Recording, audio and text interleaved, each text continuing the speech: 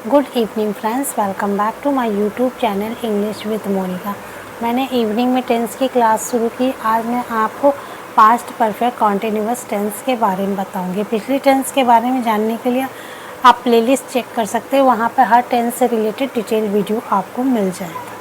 तो आज हम बात करेंगे पास्ट परफेक्ट कॉन्टिन्यूअस टेंस के बारे में। जैसा कि इसके नाम से परफेक्ट का अर्थ होता है कि कुछ हद तक पास्ट यानी भूतकाल में, परफेक्ट यानी कुछ हद तक काम पूरा हो गया। कंटिन्यूअस का अर्थ होता है जारी, यानी भूतकाल में। इस टेंस का ये अर्थ होता है भूतकाल में कोई कार्य कुछ हद तक तो पूरा हो चुका, लेकिन कुछ हिस्सा उसका जारी ही रहता और भूतकाल में ही समाप्त हो जाता। अब इसकी खास बात देख लेते हैं। भूतकाल में कोई कार्य आरंभ हुआ, यानी पास्ट में कोई कार्य आरंभ हुआ और कुछ देर जारी रहा है और कुछ देर के बाद वो कार्य जो है पास्ट में ही समाप्त हो चुका है। ये इस टेंस की खासियत होती है, यानी कार्य स्टार्ट पास्ट में होता है, कुछ देर कंटिन्यू रहता है, फिर पास्ट में ही वो फिनिश हो जाता है। अब इसकी पहचान देख लेते। रहा था, रही थी, रहे थे इत्यादि शब्द वाक्य के अंत में आते हैं। कार्य कितनी देर तक जारी रहा, अब इसकी खास बात ये भी होती है कि कार्य कितनी देर तक जारी रहा, इसका समय दिया होता है कि कितनी देर कोई कार्य चला है।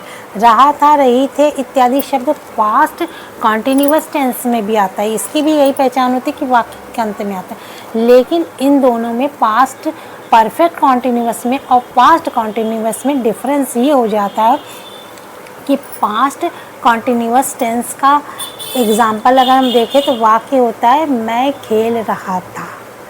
तो साधारण एक प्रोसेस बताया कि कार्य खेलने का पास्ट में चल रहा था। लेकिन अगर मैं कहूँ वह 2 घंटे से या मैं 2 घंटे से खेल रहा था, तो इसका अर्थ होता है पास्ट परफेक्ट कॉन्टिन्यूअस, जहाँ पर समय दे दिया जाता है कि कोई कार्य कितनी देर तक चला है, तो वहाँ पर पास्ट परफेक्ट कॉन्टिन्यूअस टेंस का ही होता है। तो आई थिंक आपको पास्ट कॉन्टिन्यूअस और पास्ट परफेक्ट कॉन्टिन्यूअस में डिफरेंस समझ में आ गया होगा। इसमें समय ज़रूर दिया होगा और उसमें पास्ट कॉन्टिन्यूअस टेंस में समय नहीं दिया जाता कि कितनी देर कोई कार्य चला है। इसमें कार्य के जारी रहने का समय दिया रहता है कि कितनी देर कोई कार्य जारी रहा है। अब इसमें हेल्पिंग वर्ब की बात कर लें तो had been helping verb use होती है।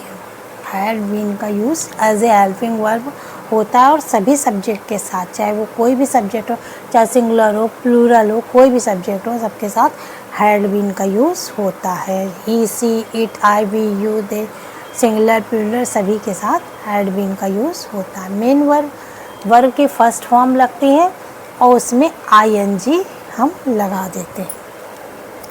अब इसका सेंटेंस फॉर्मेशन देख ले। सब्जेक्ट होता है, हैड बीन हेल्पिंग वर्ब होती है, वर्ब की फर्स्ट फॉर्म होती है उसमें आईएनजी लगा देते हैं, फिर ऑब्जेक्ट होता है, फिर समय दिया होता है उसके लिए सिंस फॉर लगता है, फिर टाइम होता है कि कितना टाइम तक वो कार्य चला उसके बारे में। यही इसका सेंटेंस फॉर्मेशन होता है। अब इसको हिंदी का इंग्लिश में ट्रांसलेशन कर लें ताकि आपकी जो ये सब मैंने बताया वो नॉलेज और भी ज़्यादा स्ट्रॉन्ग हो जाए। वे सुबह से खेल रहे थे। यहाँ पर अगर हम कहेंगे वे खेल रहे थे तो ये कंटिन्यूअस टेंस हो जाता। हमने समय भी बता दिया कि वो कितनी देर खेले, वो सुबह से खेल रहे थे। तो वे के इंग्लिश होती है दे, जो कि हमारा सब्जेक्ट बन गया। अब हमने बताया कि सब्जेक्ट के जस्ट बाद हैड बीन आता सभी के साथ, तो हम हैड बीन लगाएंगे। They had been. खेल रहे की इंग्लिश होती है प्ले। प्ले के साथ वर्ब की आईएनजी वाली फॉर्म लग जाएगी तो प्लेइंग हो जाएगी। They had been playing. अब इसके बाद कब से, तो सुबह से। सिंस एक निश्चित समय के लिए, जैसे मैंने पिछली वीडियो में आपको बताया था प्रेजेंट इंडेफिनिट टेंस में, प्रेजेंट परफेक्ट कॉन्टिन्यूअस टेंस में बताया था सिंस फॉर के डिटेल बताई थी। सिंस मॉर्निंग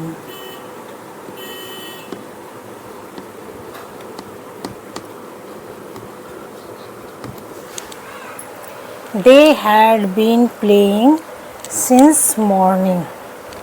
मैंने जब प्रेजेंट परफेक्ट कॉन्टिन्यूअस टेंस बताया तो आपको बताया था सिंस फॉर कब यूज़ होता है।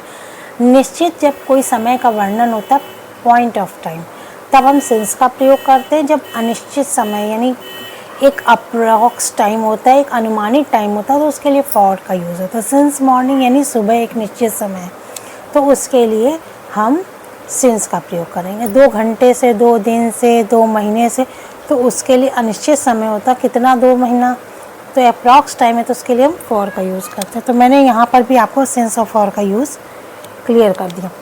वह 2 घंटे से बच्चों को पढ़ा रहे थे। ही, वह के लिए ही।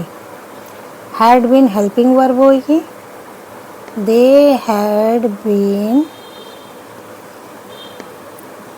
टीच होता है पढ़ाना, और टीच की में आईएनजी लग जाएगी, teaching. They had been teaching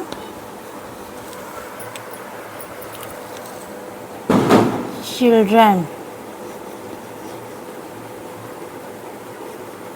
अब चूँकि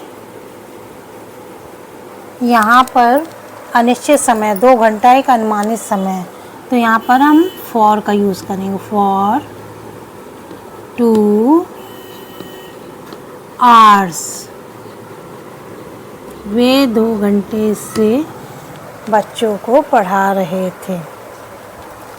तुम सुबह से पुस्तक पढ़ रहे थे, तो यहाँ पर हमारा सब्जेक्ट है यू, हेल्पिंग वर्ब है had been. You had been पढ़ रहे, रीडिंग, रीड फर्स्ट फॉर्म होती है, उसमें रीडिंग लगा देते हैं। रीडिंग अ बुक, एक पुस्तक।